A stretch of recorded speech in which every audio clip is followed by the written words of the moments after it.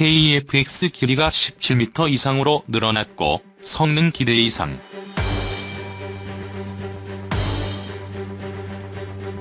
한국형 전투기가 시제기 제작에 들어갔다. 한국항공우주산업은 지난 14일 경남 사천 본사에서 KEFX 시제기의 벌크헤드 가공에 착수하는 기념식을 가졌다.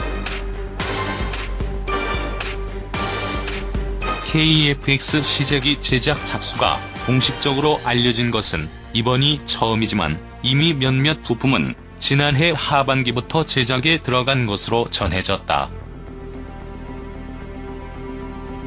카이의 벌크헤드 가공 기념 행사는 KEFX가 갖은 난관과 억측 속에서도 순항하고 있음을 웅변하는 것이다.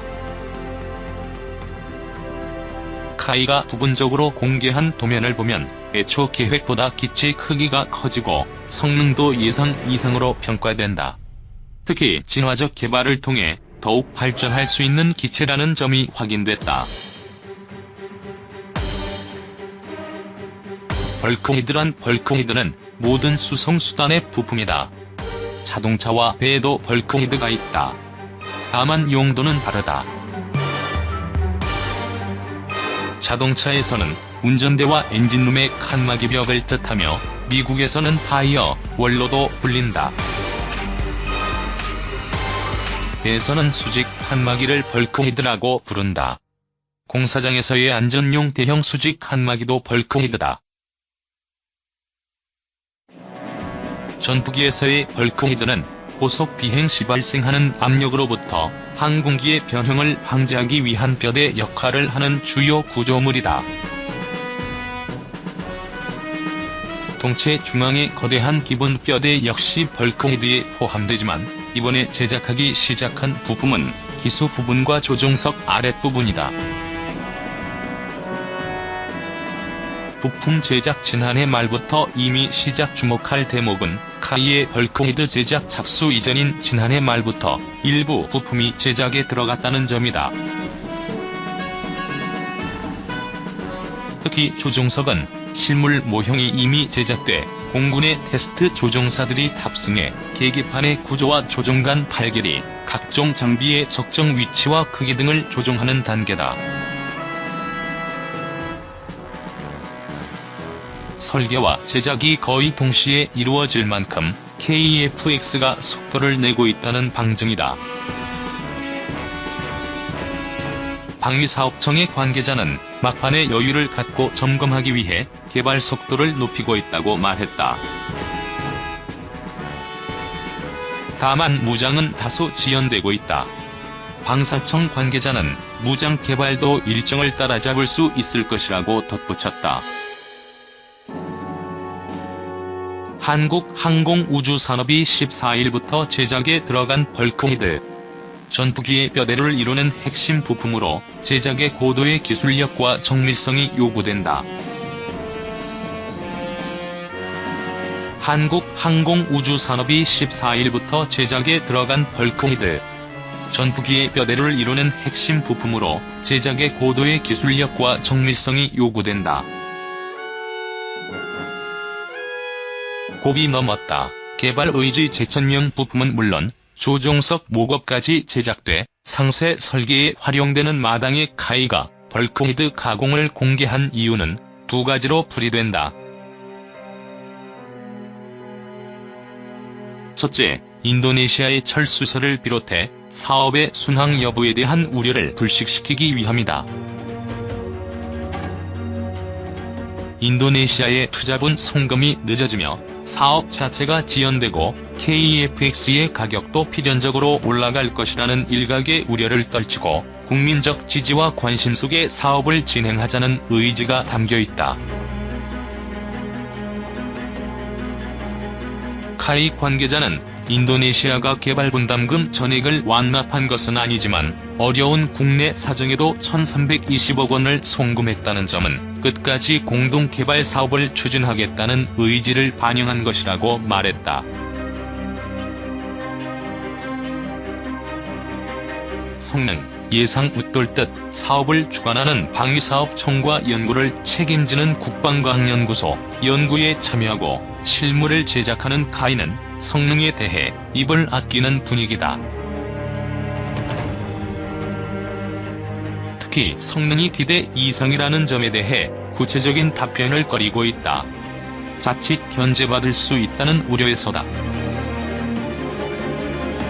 그러나 14일 공개된 영상과 사진으로 볼 때 KF-X는 그동안 알려졌던 제1 이상의 성능을 갖출 것으로 전망된다.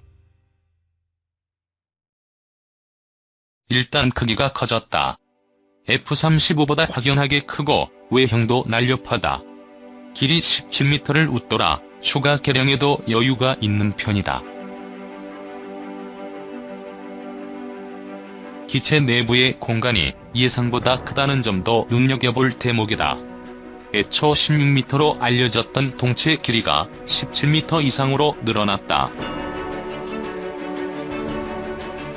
2006 바퀴 수납부의 상세 설계안이 알려지지 않았으나 공개된 영상으로 미뤄볼 때 무장을 내부에 적재할 수 있는 공간이 충분할 것으로 보인다.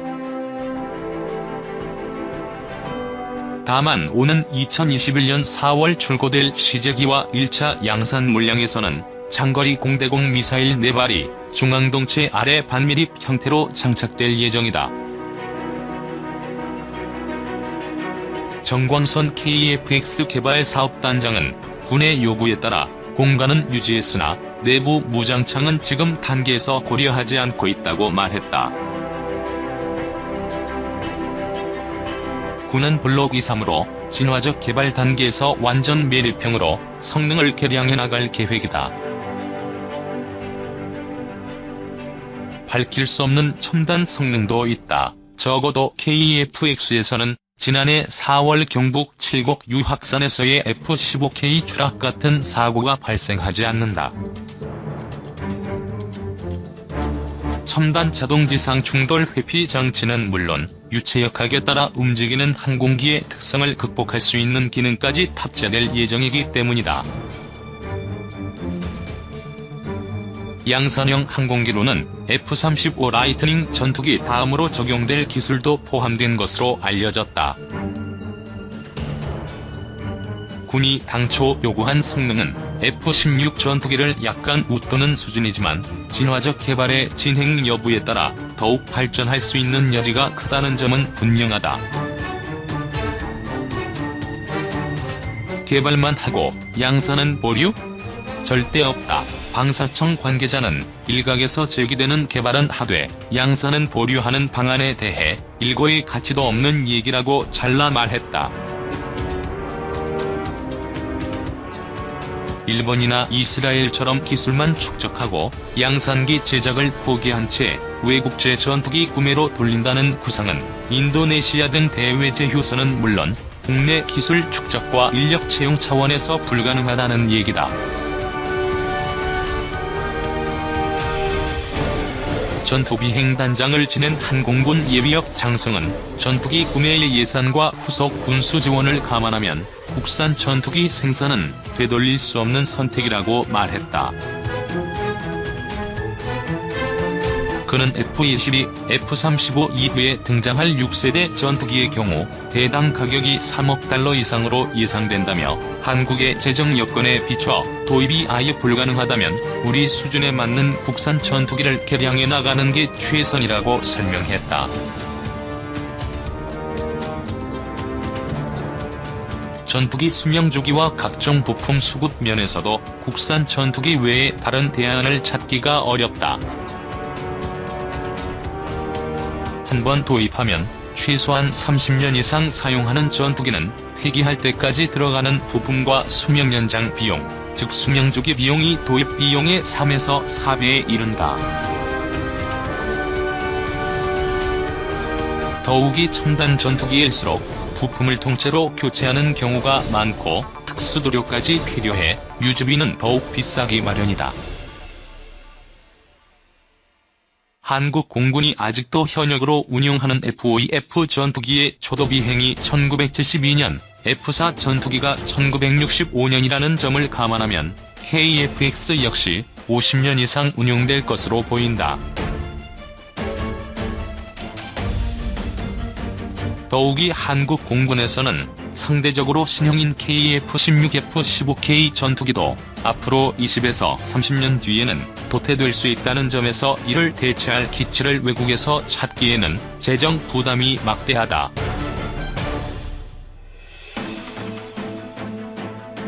도입가는 물론 운영 유지조차 어려운 외국산 전투기보다 국산 전투기 개발에 매달릴 수밖에 없는 이유다.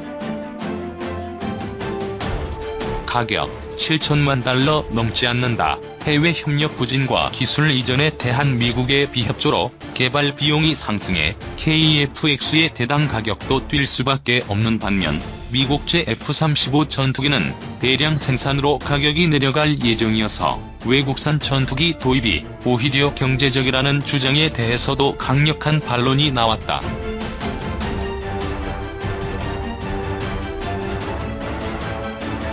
방사청 관계자는 난점이라고 여겼던 국제협력이 만족할 수는 없어도 다시금 정상 궤도로 돌아왔고 해외 기술 도입 비용도 생각보다 크지 않다며 어떤 이유로든 KF-X 블록 1의 가격이 7천만 달러를 넘지 않을 것이라고 확언했다.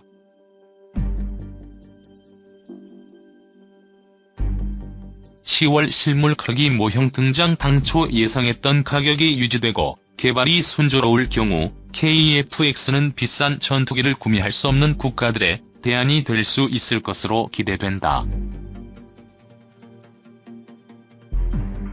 생산과 해외 영업을 담당하는 카이는 상세 설계가 거의 끝날 올 9월을 전후해 실물 크기의 모형을 제작, 10월 15일 서울공항에서 열릴 서울국제항공 우주 및 방위산업 전시회에서 공개할 예정이다. 소형 축소 모형과 컴퓨터 그래픽으로만 봐온 KF-X가 실물 크기로 다가오는 것이다. 국민과의 만남은 물론 대외 판매 전도 사실상 이때부터 시작되는 셈이다. 정부는 2021년 시제기 6대를 제작해 2026년부터 전력화할 예정이다.